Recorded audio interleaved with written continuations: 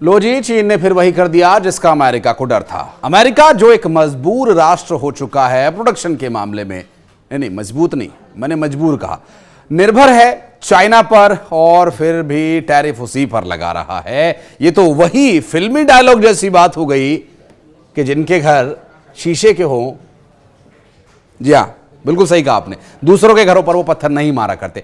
नमस्कार, मैं हूं आशीष त्रिपाठी और न्यूज 18 के इस वीडियो में अंत तक आप ये समझ पाएंगे कि वर्तमान जो चीन और अमेरिका के बीच एक वर्चस्व की या व्यापार की ये किस तरह की जंग है, ये समझने और समझाने की कोशिश करेंगे।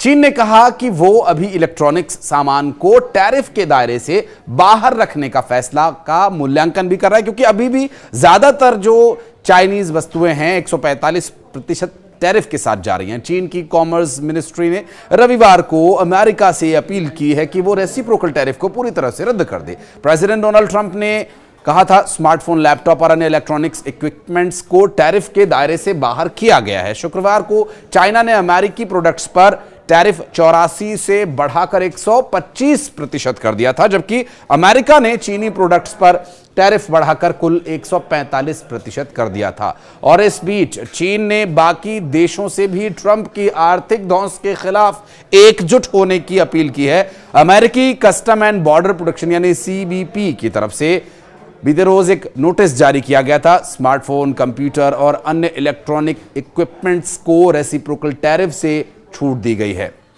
CBP के नोटिस में semiconductor, solar cell, flat panel TV display, flash drives और मेमोरी कार्ड्स को भी छूट दी गई और इस फैसले को कई अमेरिकी टेक कंपनीज के लिए एक बड़ी राहत माना जा रहा है। अमेरिका के साथ चल रहे टैरिफ वॉर के बीच चाइना ने भी कुछ दिन पहले कहा था कि वो अमेरिका के आगे जबरदस्ती झुकने के बजाय आखिर तक लड़ने का विषय चुनेगी।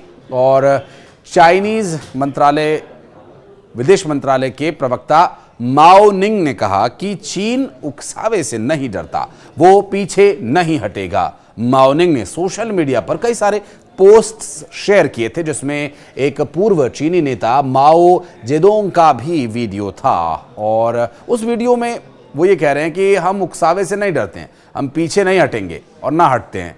ये वीडियो साल 1953 का है, जब कोरियाई जंग में चीन और अमेरिका अप्रत्यक्ष तौर पर आमने सामने थे। माओ का कहना है कि ये जंग कब तक चलेगी ये हम नहीं तय कर सकते।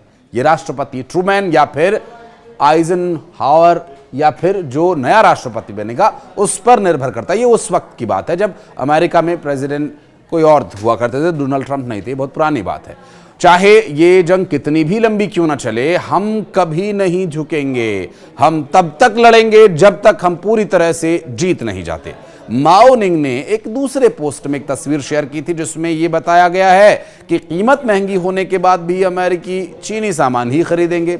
जग जाहिर है टेक कंपनीज ने हाल ही में चिंता जाहिर की थी कि टैरिफ के फैसले से अमेरिका में इलेक्ट्रॉनिक आइटम्स की कीमतें बढ़ सकती हैं, क्योंकि कई प्रोडक्ट्स तो चाइना में ही बनते हैं। और चीन के कॉमर्स मंत्रालय ने शुक्रवार को एक बयान भी जारी किया था कि अगर अमेरिका चीन के हितों का उल्लंघन करना जारी रखता है तो चीन मजबूती से जवाबी हमले को तैयार किए हुए है और उसे फिर अमल भी करेगा, जवाबी हमला करेगा, अंत तक लड़ेगा। दरअसल चीन के पास अमेरिकी इकोनॉमी को प्रभावित करने की बड़ी ताकत है, क्योंकि चीन नई इंडस्ट्री और इनोवेशन बढ़ाने पर जोर दे रहा है। चीन के पास अमेरिका के करीब 600 अरब पाउंड के सरकारी बॉन्ड्स हैं, जो लगभग 760 अरब डॉलर हो जाते हैं। और मतलब ये कि चीन के पास अमेरिका की इकोनॉमी को प्रभावित करने की एक बड़ी ताकत है। चीन अपनी तैयारी शुरू कर चुका है, क्योंकि बीते 2 अप्रैल को अमेरिका ने रेसिप्रोकल टैरिफ का ऐलान किया था। चीन पर टैरिफ की दर बढ़ा करके 125% कर दिया गया था। ट्रंप के इस कदम ने टेक कंपनीज की मुश्किलों को बढ़ा दिया था और अमेरिकी कंपनी एप्पल के प्रोडक्ट्स का अधिकतर प्रोडक्शन चूंकि चाइना में ही होता है और ये छूट smartphone, laptop, computer hard drive और कंप्यूटर प्रोसेसर, मेमोरी चिप्स पर लागू होगी और ये पॉपुलर कंज्यूमर्स इलेक्ट्रॉनिक्स आइटम आमतौर पर अमेरिका में नहीं बनाए जाते हैं और डोमेस्टिक मैन्युफैक्चरिंग में कई साल लगेंगे। अमेरिकी राष्ट्रपति ट्रंप ने टेक कंपनीज की चिंताओं को कम करते हुए रेसिप्रोकल टैरिफ पर बड़ी राहत दी। ब्लूमबर्ग ने अपनी रिपोर्ट में कहा कि अमेरिकी प्रेसिडेंट डोनाल्ड ट्रंप ने स्मार्टफोन, कंप्यूटर और अन्य इलेक्ट्रॉनिक्स आइटम को अपने रेसिप्रोकल टैरिफ से राहत देने का ऐलान कर दिया गया है। हालांकि यहां ये समझने की कोशिश करते हैं कि इस राहत को भी चाइना नहीं मानता है। चाइना का कहना है कि जो रेसिप्रोकल या टैरिफ वाला जो खेल अमेरिका ने शुरू किया, उस खेल को पूरी तरह से खत्म किया जाए।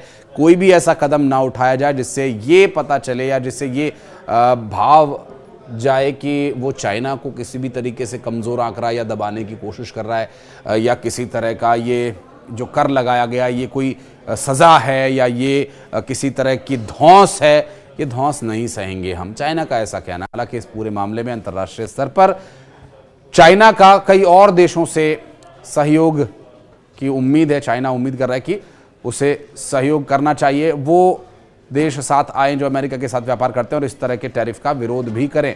हालांकि अभी तक प्रत्यक्ष रूप से तो किसी ऐसे बड़े राष्ट्र या किसी छोटे राष्ट्र से भी चाइना की इस बात का सपोर्ट अभी तक नहीं किया गया है। क्या भारत इस पर पहल करेगा? बहरहाल भारत को इस मामले में पहल करनी चाहिए या नहीं करनी चाहिए, ये आप हमें कमेंट सेक्शन में आकर के ज़रूर बताइएगा। हालांकि इससे पहले एक रिपोर्ट में कहा गया कि राष्ट्रपति डोनाल्ड ट्रंप के प्रशासन ने एप्पल को लाभ पहुंचाने के लिए स्मार्टफोन, कंप्यूटर और अन्य इलेक्ट्रॉनिक्स आइटम को अपने रेसिप्रोकल टैरिफ से छूट दी है। इन प्रोडक्ट्स को ट्रंप के 125% चीनी टैरिफ और लगभग सभी अन्य देशों पर उसके बेसलाइन 10% ग्लोबल टैरिफ से बाहर रखकर शुल्क के दायरे को सीमित कर दिया गया है।